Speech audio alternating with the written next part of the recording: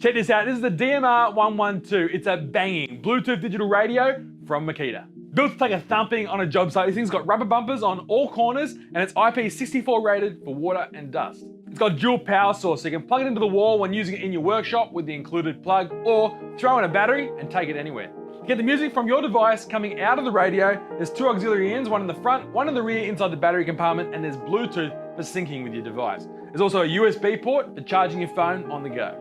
It's a DAB plus digital radio. There's 5 presets, you can save 5 stations at a time to try and keep everybody happy on site. To tune in your station, press the auto tune button, and what that'll do is it'll scoot through looking for a strong frequency. When it finds it, it'll pause, but continue to search in the background. If you want to stay on that station, press the auto tune button again, and it'll stay there. You can also press and hold a preset button to lock it in to find it quickly later.